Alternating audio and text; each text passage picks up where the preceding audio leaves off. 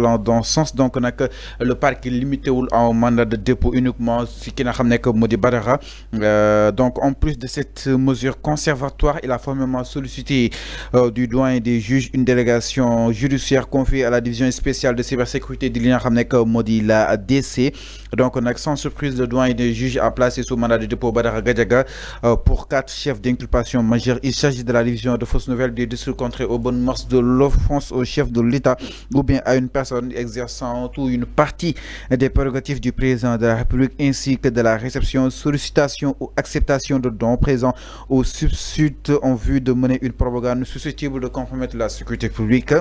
Donc Alpha xool na li nga xam ne moo justement banque yi xool neen aussi li nga xam ne ces mouvements financiers enregistrés sur le compte Orange Money de Badara Gadiaga. Les enquêteurs de la DC nag ñoom den daal di penché wu par rapport ak 9 millions de nos francs yi nga xam ne itam da nga ko daal di recentré ni ki 4 mai jàpp 29 juin 2025 durant la période des flux suspects nag da nga ko daal di identifier par rapport ak wàllu wu ni mel. Donc l'objectif du parquet mooy daal di leeral déterminer avec exactitude exactement l'origine de ces fonds fan la fonds yooyu daal di jóge leurs bénéficiaires potentiels ainsi que leur finalité. En tout cas su sukkandiku aussi libération les enquêteurs déjà initié neen benn série de réquisitions à des établissements financiers parmi lesquels bokk na si li nga xam ne moo di AGBS bokk na aussi si UBA BOA BHS bokk na aussi si BIS NCI Banque BNDE Ecobank CMS PAMECAS ak li nga xam ne moo di justement le groupe Baobab mu nekk ay banques yoo xam ni itam jamono ji enquête bi si daal di wéy ni. Alors Arfan naka daal di jàngatee mbiru ki nga xam ne moo di justement Badara Gadiaga quand certains pensent que ni 9 millions c'est très normal Badara Gadiaga am ko ñeen ni jàpp nañ que ni il faut ñu daal di koy war a mën a leeral si kanam mu yoon ak wàllu yoon par rapport ak l'obtention exactement de ce fonds. Quelle analyse faites-vous par rapport ak wàllu woowu? On dit pas c'est pas normal mu am ko. On dit pas ça. 9 millions. Non, on dit pas 9 millions waru ko am. On le dit pas. Mais avocat am ñoo ne 9 millions yi daf ko leb ci banque. Fallou, il y a une nuance. Il faut écouter bien ce que les gens disent. So avocat am waxoon ni que lii daf ko liggéey duñu dem ci benn banque dañuy xam ni que daf ko liggéey. Man tey suñu fekkee ci samay compte ñu fekk fa 5 millions suñu ñëwee ci Arfan ñu ne ma yow gis nañ ci sa compte 5 millions noo def ba am ko ma ne leen dama ñàkk nii dama liggéey man dama liggéey ba am 5 millions yooyu dugal ko ci sama compte. Dans ce cas dañu dem di wër information beneen dañuy wër ndax effectivement dama ko liggéey lan laa doon liggéey ci ban liggéey laa nekk ñaata laay fayeeku ñaata loolu la ñuy intéressé mais du ñu dem ci benn banque pour laaj leen ndax dama def prêt mais boo gisee ci ñu dem ci ces banques là pour laaj. banques yëpp saisir nañ ko de. mais dañuy saisir banques yi effectivement dañuy saisir banques yi boo gisee enquêteurs yi ces officiers comment dirais-je ces inspecteurs là ñu dem ci ces banques là pour inspecter ces banques là c'est parce que c'est lui qui a et ses avocats qui ont déclaré ni que 9 millions yooyu banque moo ko lebal. Maintenant boo waxee loolu c'est tout à fait normal ñu dem vérifier information bi ci banque bi ñu ne banque bi est-ce que yow yaa lebal diw xaalis banque bi ne waaw man maa ko lebal ñu ne ko d'accord baax na ñu ñëw confirmer encore ni banque bi moo la lebal. Mais boo nee banque bi moo ma lebal nga dem ñu dem ci banque bi ñu laaj banque bi nee na diw man xaw ma ko musuma ko lebal xaalis ñu dem ci banque bi nee na diw man xaw ma ko musuma ko lebal noonu kazalika ba gisuñu daal ñu ñëw ne la yow de li nga ne banque bi moo ko lebal benn banque taxawul mu ne moom moo la lebal xaalis léegi waxuñu ci ban banque moo la lebal xaalis. C'est comme ça qu'on fait. C'est dans ce cas ñoom avocats yi ñoom ñoo dugal seen client ñoom ñoo dugal Badara Gadiaga gis nga dëgg dama koy wax dès le départ. nga wàccoo ak enquêteurs yi bu fekkee am na daan bu ñu lay daan ñu daan la bu fekkee amul daan nañ la bàyyi nga ñibbi sa kër mais da ngay wax dëgg dès le début. 9 millions ngeen gis sama compte waaw xanaa man aw ma droit am 9 millions nga laaj leen question boobu ñoom enquêteurs yi nga xool. da ngeen gis 9 millions ñu ne la waaw ma ne la waa léegi man est-ce que aw ma droit am 9 millions.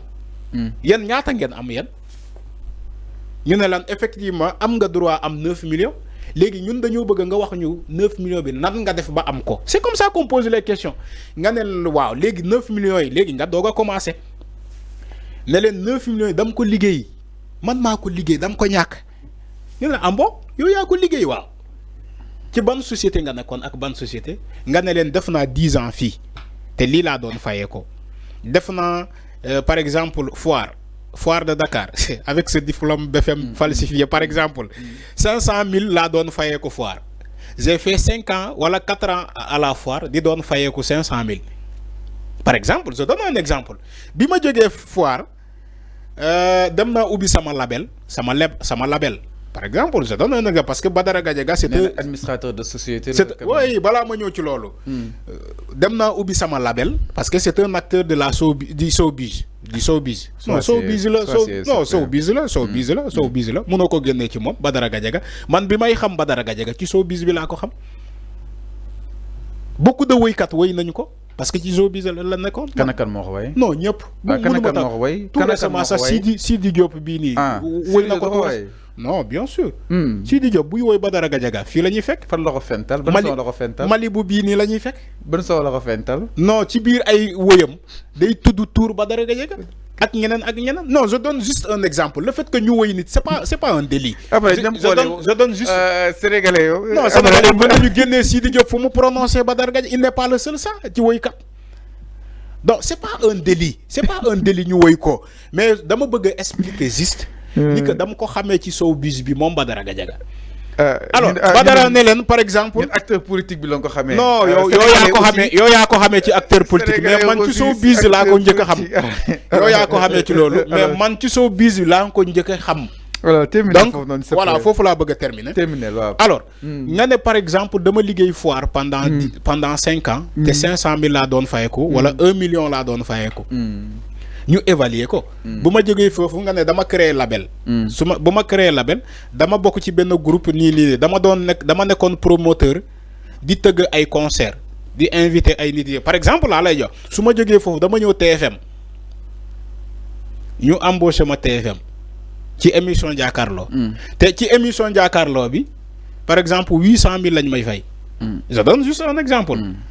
pour clarifier les choses devant les enquêteurs nga étaler sa agenda nga wax leen sa jaar-jaar yëpp nga ne leen moo tax ngeen gis ni que ni 9 millions yi sama ñàkk la maintenant bu fekkee am nga yeneen perspective par exemple dama jaay oto dama am ki marchandise bi ma jaay ma dugal ko ci moo tax ma réunir yëpp 9 millions yi. diw daf maa may nangam wala diw daf maa may nangam ma dugal ko ci 9 millions yi loolu yëpp nga wax ko xam nga loolu boo ko waxee day yombale affaire yi mais boo taxawee nga ne 9 millions yi yëpp dam ko leb ci banque.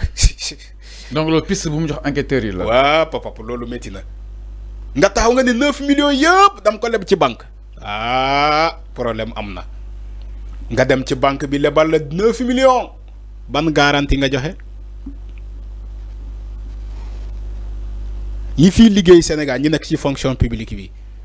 wax ma ban banque moo lay lebal 9 millions parce que 9 millions 10 millions la lay lebal kayit yi ngay dugal tout ça frais yi mu dikkee la ñaata ay 9 millions 500 parce que 500 000 yi yëpp day dem ci frais yi wala leneen ak leneen maintenant boo ñëw demal nga laaj les agents de la fonction publique nga laaj leen ndax di nga dem tey ci banque avec un simple salaire nga ne banque bi lebal ma 9 millions ndax dina la lebal 9 millions sans donner de garantie kayiti kër wala nga joxe ay parking auto ay genre yooyu pour garantie loolu c'est possible mais bëréew ñu ko mën a am prêt boobu ñu bëri mënuñu ko am. alors mi ngi noonu enfin leer na ñu évoluer un peu mi ngi noonu. maintenant c'est clair. on attend maintenant du enquêteurs yi dem nañ ci banques yi cité nga le nom des banques. maintenant on attend la synthèse. alors mi ngi noonu la synthèse ñu koy daal di xaarandi si miro ki nga xam ne moo di justement Badara Gadiaga par rapport ak wàllu wu nu mel alors ñu daal di ñëw itam si beneen ponk.